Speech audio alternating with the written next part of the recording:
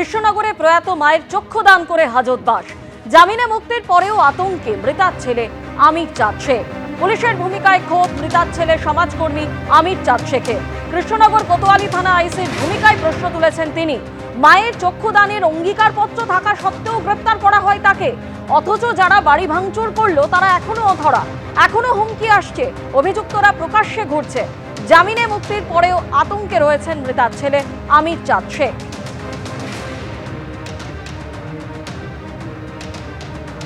মায়ের চক্ষুদান করার পরে 3 দিন কাটিয়েছেন জেলে, এখন জামিনে মুক্তি। তার সঙ্গে কথা বলবো, এই মুহূর্তে রয়েছেন আমাদের সঙ্গে।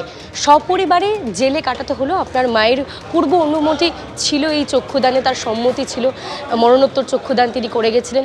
তার সত্ত্বেও দেখা গেল যে পুলিশ আপনাদেরকে বাড়ি থেকে এসে সপরিবারে গ্রেপ্তার করে নিয়ে গেল, জেলে কাটাতে হলো বেশ কয়েকদিন। এই সম্পূর্ণ ঘটনা আপনাকে কি অভিজ্ঞতা দিল?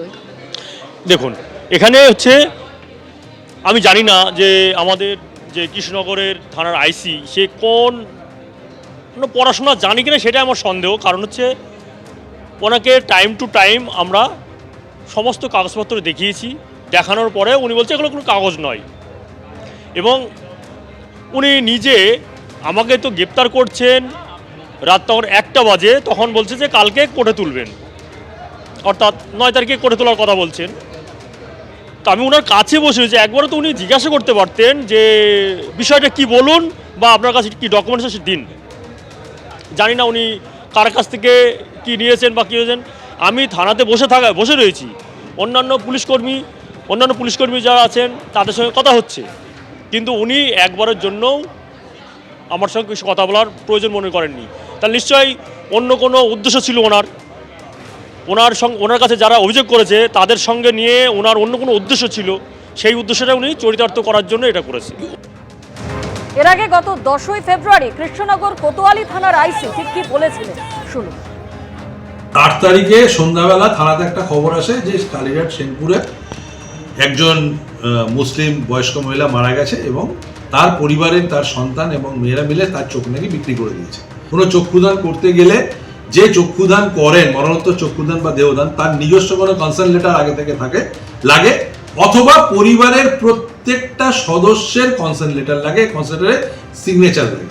কিন্তু এরকম কোনো কাগজ সেই মুহূর্তে দেখাতে তারা পারে না। কিডনি বিক্রি করা, চক্ষু বিক্রি করা, একটা কলঙ্ক আমাদের মাথায় লেগে গেল। একটা মহৎ উদ্দেশ্য ছিল মায়ের চোখ দান করে দৃষ্টিহীনের চোখে আলো ফেরানো, কিন্তু তার জন্য 3-3টে রাত কাটাতে হয়েছে গরাদের পেছনে অন্ধকারে। জড়িয়ে গেছেন মামলায়, জামিন পেলেও যন্ত্রণা ভুলতে পারছেন না কৃষ্ণনগরের আমির চাঁদ শেখ। অন্ধ মানুষের দৃষ্টি ফেরানোটা কি অন্যায়? আইনের মোতাবেক কাজ করেও কি আমি অন্যায় করলাম? মা রাবেয়া বিবির মৃত্যুর পর তার কর্নিয়া দান করেছিলেন আমির, কিন্তু এক পড়শি কিছু না জেনেই তার বিরুদ্ধে কর্নিয়া বিক্রির অভিযোগ তোলেন। পুলিশও আমিরকে গ্রেফতার করে, অথচ তারপরই সামনে আসে সত্যিটা। এই হলো গণদর্পণ নামে স্বেচ্ছাসেবী সংস্থাকে দেওয়া রাবেয়া বিবি শেখের চোখদানের অঙ্গীকারপত্র। এই হলো পরিবারের বাকি সদস্যদের সম্মতি জানিয়ে স্বাক্ষরিত চিঠি।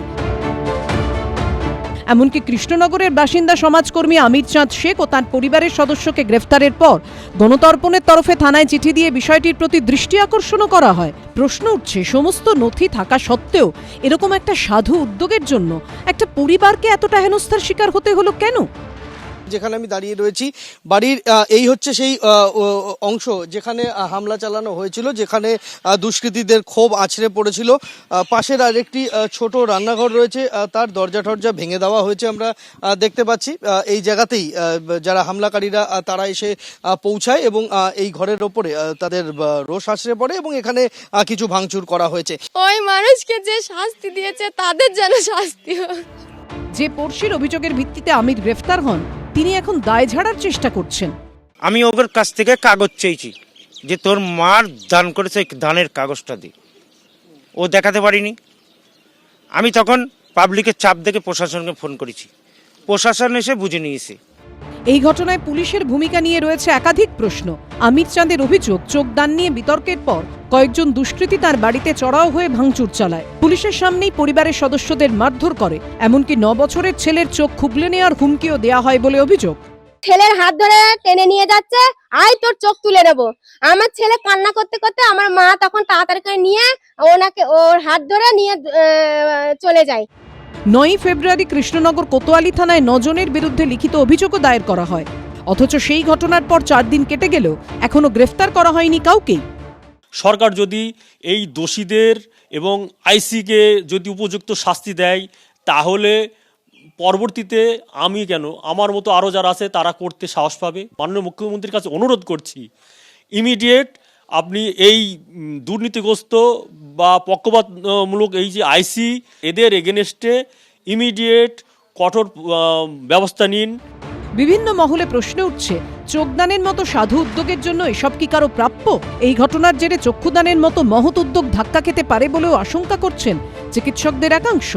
সরকারের উচিত পুরস্কার দেওয়া, যে উনি ওরকম একটা যে ব্যাকগ্রাউন্ডে দাঁড়িয়ে ওরকম একটা ভালো কাজ করছেন, সেখানে ওনাকে একটা আমি ফলস চার্জই বলবো, ফলস চার্জে জড়িয়ে একটা মামলা দিয়ে, এবং মামলাটা পুলিশ উইথড্র করেনি, আর লোকে ভয় পাবে, তো নিজের মার চোখ দিয়ে তুই জেলে গেছিলি, তা আমরা কি করে দেবো? খবরটার একটা নেগেটিভ পাবলিসিটি হয়েছে। চক্ষুদান একটা অত্যন্ত মহান দান।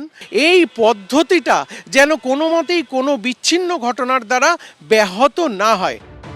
এরকম একটা ঘটনার জন্য চোখদানের মতো মহৎ উদ্যোগ ধাক্কা খেলে তার দায় কে নেবে? এরকম একটা ঘটনায় গ্রেফতারির মতো পদক্ষেপ নেওয়ার আগে কি পুলিশের আরও সতর্ক হওয়া উচিত ছিল না? চোখদাতার পরিবার গ্রেফতার হয়ে জেল খাটলো, অথচ তাদের ওপর হামলাকারীরা এখনো অধরা কেন? উঠছে এরকম নানা প্রশ্ন। এই নিয়ে এখনো পুলিশের কোনো প্রতিক্রিয়া পাওয়া যায়নি। সন্দীপ সরকার, প্রদ্যোৎ সরকার ও ঝিলম করঞ্জয়ের রিপোর্ট, এবিপি আনন্দ, নদিয়া। ভারত সরকারের আইন অনুসারে আমার মায়ের মৃত্যুর পর তার কর্নিয়া দান করেছি, এবং তারপরেও যদি আমাকে জেলে যেতে হয়। আমরা যে জেলে 3 দিন আমাদের নিরপরাধ ভাবে কাটাতে হলো, কেন কাটাতে হলো আমাদের এই 3 দিন? 3 দিন পর অবশেষে জামিনে জেল মুক্তি হয়েছে। তারপরেও আতঙ্ক পিছু ছাড়ছে না কৃষ্ণনগরের বাসিন্দা সমাজকর্মী আমির চাঁদ শেখ ও তার পরিবারের। অভিযোগ, মায়ের ইচ্ছা মেনে কর্নিয়া দান করে শুধু যে গারদের পেছনে কাটাতে হয়েছে তা নয়, বাড়িতেও চলে তাণ্ডব।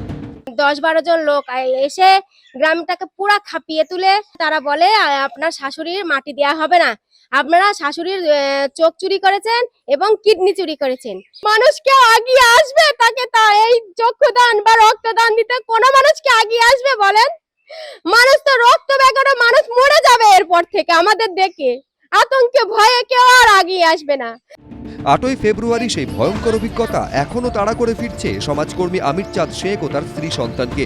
পরিস্থিতি এমন দাঁড়িয়েছে, বাড়িতে ঢোকার পথে 2টো সিসি ক্যামেরা বসিয়েছেন ওই সমাজকর্মী। যে নিয়ে আমির চাঁদকে ওকে আজকে পিটিয়ে সবাই মিলে আলোচনা করে দেবো, এইরকম সব কথাবার্তা বলছে ওরা। আমার ঘরে এগুলা সব ভেঙে দিচ্ছে, এখন যাতে বাড়ি ঘর, আমার রান্নাঘর ভেঙে চুরমার করে দিয়ে গেছে, ছিঁড়ে মিড়ে তিরপল সব ছিঁড়ে দিয়ে গেছে। এই দিক দিয়ে মারছে লাঠির গুঁতো, এই দিক দিয়ে মারছে লাঠির গুঁতো। পুলিশ আছে, পুলিশ আসা সত্ত্বেও কোনো মানেনি। অভিযোগ, আমির চাঁদ শেখের প্রয়াত মায়ের চোখ দান করার ঘটনা ঘিরে অপপ্রচার চালায় প্রতিবেশীদের একাংশ। আর যার অভিযোগের ভিত্তিতে এত কাণ্ড, সেই প্রতিবেশী রশিদ শেখ বলছেন, ওই দিন চক্ষুদানের কাগজ দেখাতে পারলে কোনো সমস্যাই হতো না। আমার মায়ের যদি আমি চোখ দান করি, আমার মা দেয়, তাহলে আমার কাগজটা থাকবে, সার্টিফিকেট থাকবে। কাগজটা চেয়েছি, ও কাগজ দেখাতে পারিনি। পুলিশকে ফোন করেছি, পুলিশ এসে প্রমাণ করেছে। আমরা কি, পুলিশ দেখুক, সে তো সরকারের লোক, সে দেখুক। ও দেখাতে পারিনি বলেই তো নিয়ে গেছে। ঠিক কি হয়েছিল 8ই ফেব্রুয়ারি? আমির চাঁদের পরিবারের অভিযোগ, মায়ের মরণোত্তর চক্ষুদান ঘিরে ঝামেলার সূত্রপাত। ওই দিন কয়েকজন দুষ্কৃতী তার বাড়িতে চড়াও হয়ে ভাঙচুর চালানোর পাশাপাশি পুলিশের সামনেই আমির চাঁদের পরিবারকে মারধর করা হয়। এমনকি আমির চাঁদ শেখের 9 বছরের ছেলের চোখ খুবলে নেওয়ার হুমকিও দেওয়া হয় বলে অভিযোগ। আমরা অবশ্যই আতঙ্কে আছি। তারপরে ছেলের হাত ধরে টেনে নিয়ে যাচ্ছে, আয় তোর চোখ তুলে নেবো। আমার ছেলে কান্না করতে করতে আমার মা তখন তাড়াতাড়ি করে নিয়ে ওর হাত ধরে নিয়ে চলে যায়। আমার বাচ্চাকে কালকে আমি ফোন করেছি, বলছে মা গো আমি বাড়ি যাবো না, আমি বাড়ি গেলে ওরা আমার চোখ দুটো তুলে নেবে, তাই বলছে। এই নিয়ে গত 9 ফেব্রুয়ারি কৃষ্ণনগর কোতোয়ালি থানায় 9 জনের বিরুদ্ধে লিখিত অভিযোগও দায়ের করা হয়। অথচ সেই ঘটনার পর 4 দিন কেটে গেলেও এখনো গ্রেফতার করা হয়নি কাউকে। সাধারণ মানুষের কাছে বার্তা যাবে যে না, চোখ দান করা যাবে না, এগুলো করতে গেলেই ওরা আবার বিভিন্নভাবে পুলিশে হেনস্থা হতে হবে, অতএব দরকার নেই। রাজ্য সরকার যদি এই আইসি এবং যারা অভিযুক্ত অভিযোগ করেছিল যে 10-11 জন, তাদের এগেইনস্টে যদি শাস্তিমূলক ব্যবস্থা গ্রহণ করে, তাহলে আমরা তাদের ধন্যবাদ জানাবো সরকার, রাজ্য সরকারকে। এখনো পর্যন্ত হামলাকারীদের কাউকে গ্রেফতার করা হয়নি। এই নিয়ে পুলিশের কোনো প্রতিক্রিয়া পাওয়া যায়নি। প্রদ্যোৎ সরকার, এবিপি আনন্দ, নদিয়া। এবিপি আনন্দ, এগিয়ে থাকে, এগিয়ে রাখে।